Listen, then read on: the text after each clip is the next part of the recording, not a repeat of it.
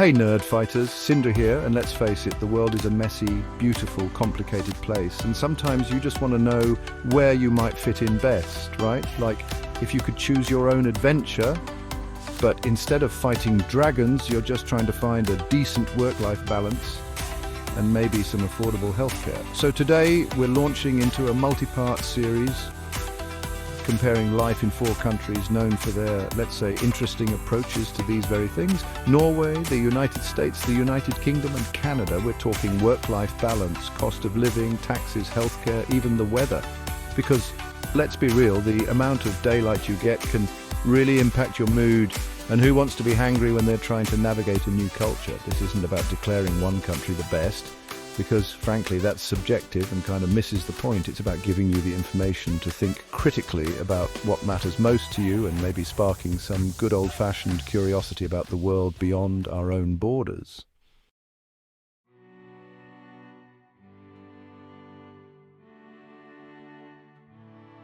Let's start with something everyone craves but seems increasingly elusive: work-life balance. Norway consistently ranks highly in this department, and for good reason. They seem to have cracked the code, you know? First off, legally mandated paid vacation time. 5 weeks, minimum 5 weeks. And that's not even counting public holidays. They also have incredibly generous parental leave policies, because having a family shouldn't mean economic hardship. This focus on time off isn't just about leisure, though it's certainly a nice perk. It's about recognizing that people have lives outside of work, and that those lives need tending to if we want a healthy and productive society. It's like they understand that burnout isn't a badge of honor, it's a recipe for disaster. And honestly, more countries could learn a thing or two from that. Now, let's hop across the pond to the UK. They've got a statutory minimum of 28 days of paid leave, which includes bank holidays. Not quite Norway, but hey, still pretty great. Meanwhile, our neighbours to the south, the good old US, well, they don't actually have legally required paid vacation time. It's often left up to individual employers, which, as you can imagine, can lead to some pretty significant disparities. Canada falls somewhere in between, with a minimum of 2 weeks paid vacation. Better than nothing, for sure, but it does make you wonder about those Canadian winters and whether 2 weeks is enough to truly recharge. The takeaway here? There's a spectrum of approaches to work-life balance, and the values a country prioritizes become pretty clear when you look at how they treat their workers' time.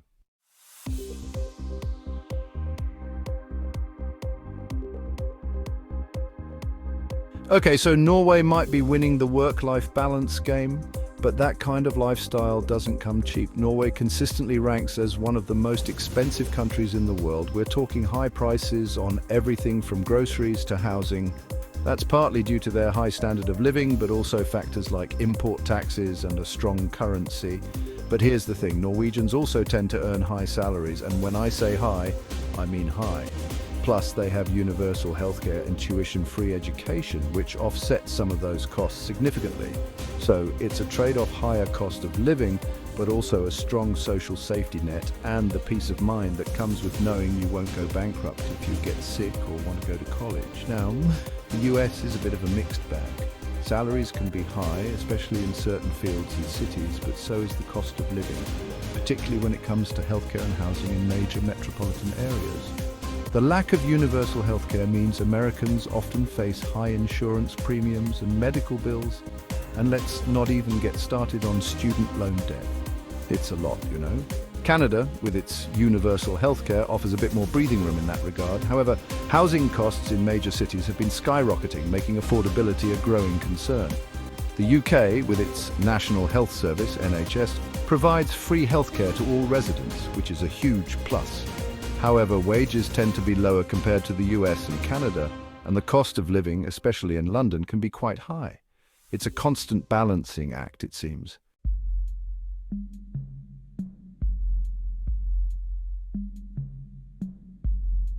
So, we've talked about work-life balance and the cost of living, but let's be real, the Scandinavian dream, especially in Norway, doesn't come cheap. You're probably wondering, how do Norwegians afford all this free stuff? Well, my friends, the answer is simple. Taxes. Norway has some of the highest taxes in the world, and this is a big but, These taxes fund a comprehensive social safety net that benefits everyone. We're talking free healthcare, free education, generous parental leave, and a robust unemployment system. It's like a giant Nordic potluck where everyone contributes and everyone gets to enjoy the feast. Sure, you might be giving up a bigger chunk of your paycheck up front, but in return, you get peace of mind knowing that you and your family are taken care of. Now let's hop across the pond to the United States, where the tax structure is a little different, shall we say. The US has a lower tax burden compared to Norway, but that also means fewer social benefits. Healthcare is primarily private, which can be incredibly expensive, and college tuition fees are enough to make your eyes water. The UK falls somewhere in between Norway and the US. They have a progressive tax system, meaning the more you earn, the more you contribute. This funds the beloved National Health Service, NHS, which provides free healthcare to all citizens. However, like many healthcare systems, it has its pros and cons, but more on that later. And then we have Canada, our friendly neighbours to the north. They have moderate taxes and a universal healthcare system, but be warned, housing costs in major cities can be a real bear. It seems like no matter where you go, there's always a trade-off.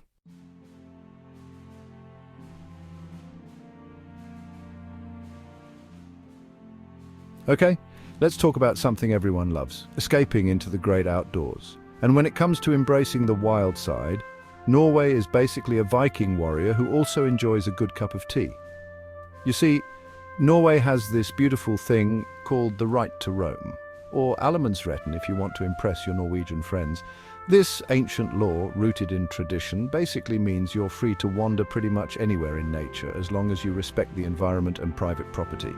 Want to hike through a forest, camp by a lake, or pick berries in the wild? Go for it. Just remember to pack out what you pack in and be mindful of the local flora and fauna. It's this incredible freedom to connect with nature that makes Norway such a haven for outdoor enthusiasts.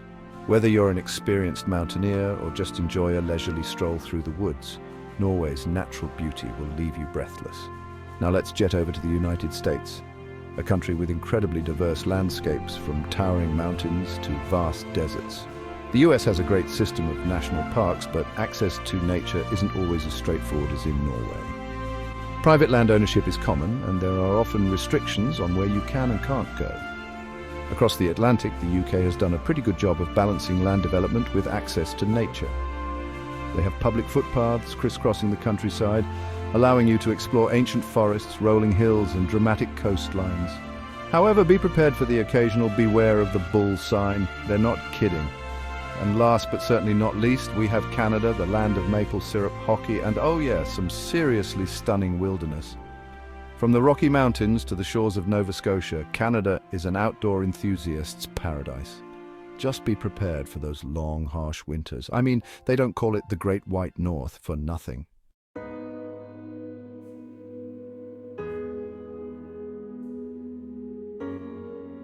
All right, folks.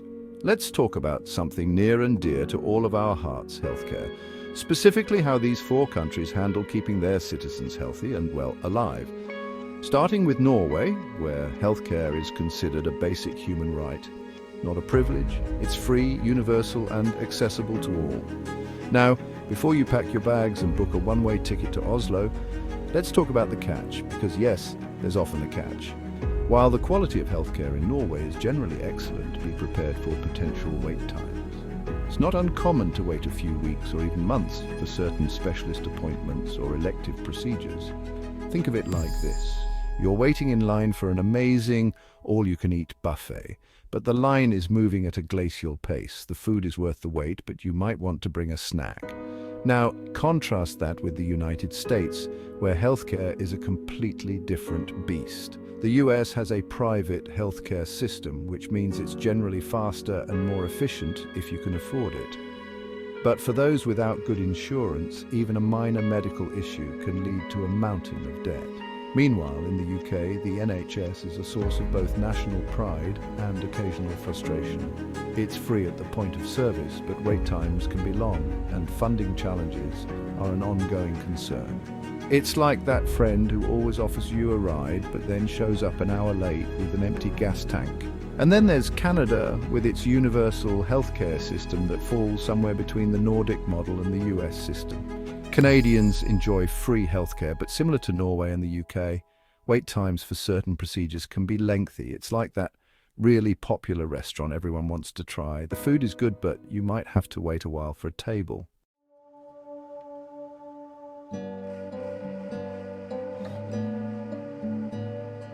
So we've talked about healthcare, nature and taxes, but what about feeling safe? It might surprise some of you, but Norway consistently ranks highly in global safety indexes. And while no place is perfect, the crime rates in Norway are strikingly low, especially for violent crimes. It's not uncommon to see people leaving their doors unlocked or bikes casually leaning against walls without locks. That's not to say it never happens, but there's a sense of security here that's palpable. This sense of safety extends beyond just statistics. It's a feeling, a part of the social fabric. Now, let's compare that to the United States, which unfortunately experiences a higher rate of violent crime. While America has many safe cities and towns, factors like socioeconomic disparities and access to firearms contribute to a more complex situation. It's important to remember that these are broad strokes and individual experiences can differ. But overall, Norway's commitment to social welfare and equality seems to play a role in its low crime rates, creating a society where people feel safe and secure. Moving across the pond to the UK, we find another country with a generally good safety record. While it's not uncommon to encounter some petty crime, especially in larger cities, violent crime is relatively rare.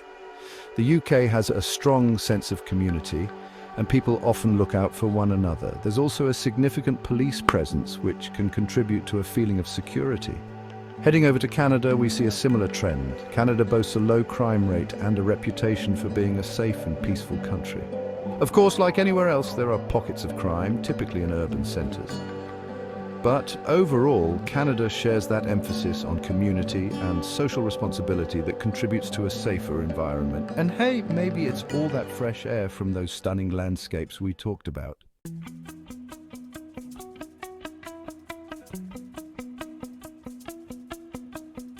All right, let's talk education. And when it comes to Norway, we need to address the elephant, or perhaps the Viking ship, in the room-free university. That's right, folks, tuition-free higher education. It's not just some mythical creature either.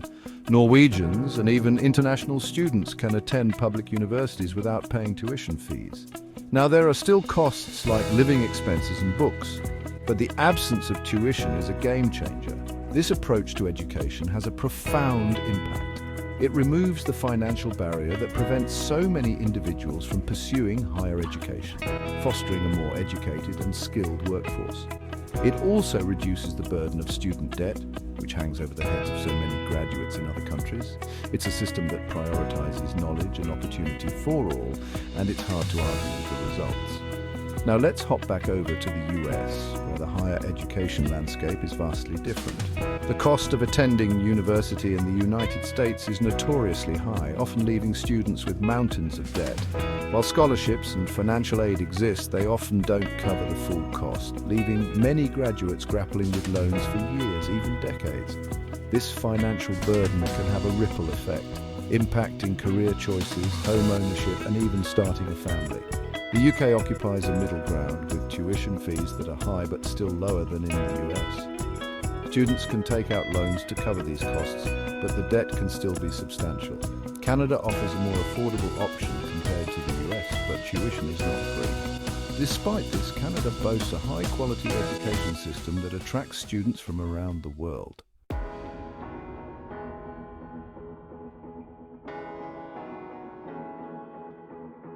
We've covered a lot of ground from safety to education, but what about the people? What's it like to actually live and interact in these different cultures? Well, Norway has a bit of a reputation. Norwegians are often described as polite and respectful, but also a tad reserved. It's not that they're unfriendly, it's more like they value personal space and direct communication. Think of it like this. Imagine you're at a bus stop in Norway. You're not likely to strike up a conversation with the person next to you. It's not considered rude, it's just not the norm. But if you need directions or assistance, Norwegians are generally happy to help. They're just not going to force small talk on you. It's a different way of socializing, one that prizes genuineness over superficiality. Now let's contrast that with the United States, where extroversion is often celebrated. Americans have a reputation for being outgoing and friendly, often engaging in conversations with strangers. This openness can be refreshing, especially for those used to more reserved cultures. However, these interactions can sometimes feel surface level, lacking the depth of connection that comes with time and shared experiences. Across the Atlantic, the UK presents another interesting case. The British are often stereotyped as reserved, especially compared to their American counterparts. While there's some truth to this, the British also have a dry wit and a love of pub culture, which can lead to surprisingly lively and engaging interactions. And then there's Canada, known for its friendly and welcoming nature.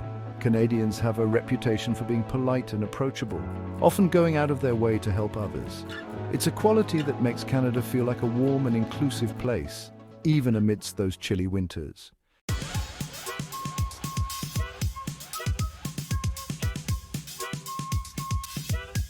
Okay, let's talk about something crucial, something that fuels our very existence. And no, it's not just coffee, although it's a close second, it's food. Specifically, how much those groceries are going to set you back in each of these countries. Now, Norway, beautiful, stunning Norway with its fjords and mountains and, of course, salmon. You'd think being the land of salmon, it'd be practically free, right? Well, here's the thing. While the salmon is top-notch, those import taxes hit hard, making grocery shopping a bit of a luxury. Imagine walking out of the store arms laden with delicious, locally sourced produce, your heart full of Viking spirit, only to look at the receipt and wonder if you accidentally bought a small car along with your groceries. It happens, but hey, at least you know you're getting quality, right? And that's something you can't always say about, well, we'll get there. On the other side of the Atlantic, we have the good old US of a land of the free, home of the, well, you know the rest, and the land of, for better or worse, affordable fast food. Now, I'm not saying it's the healthiest option because, well, it's not, but if you're on a budget, that dollar menu can be tempting. However, don't be fooled into thinking all American food is cheap. Want some fresh organic veggies? Be prepared to shell out some serious cash. It's like there's a secret high-quality food tax that only applies to produce that's actually good for you. Meanwhile, across the pond, the UK has its own food story. Think hearty pub grub, fish and chips, and a surprisingly affordable grocery scene. Yes, you heard that right. You can actually stock your pantry without breaking the bank in the UK. Of course, dining out can be a different story, especially if you're craving something fancy. But hey, at least you can perfect your cooking skills at home and impress your friends with your newfound culinary prowess.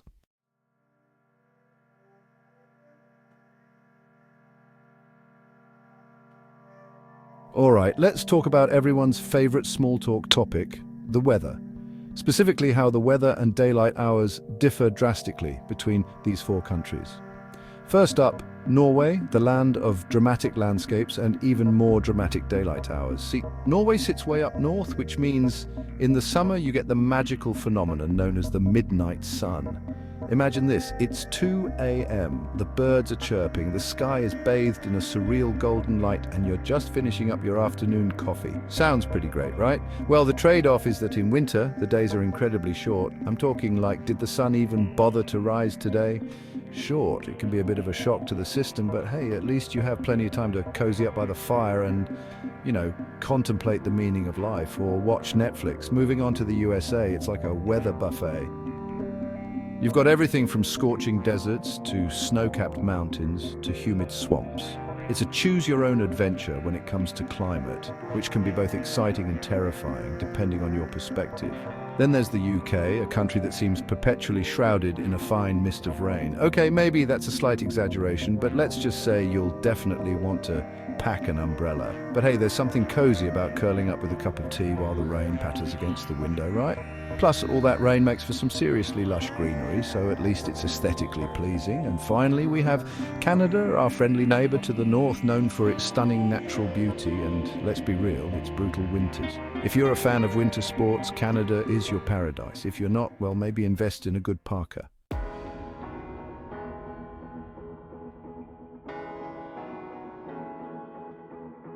Well, there you have it, folks. A whirlwind tour of the pros and cons of living in Norway, the USA, the UK, and Canada. From work-life balance to grocery prices to the ever-present question of will it rain today, we've covered it all.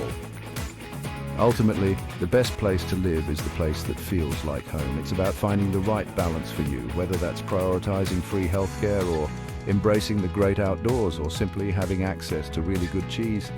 Thanks for watching. We hope this comparison helps you understand the differences in living in Norway, the USA, the UK, and Canada. Don't forget to like, subscribe, and comment below on which country you think is the best fit for you.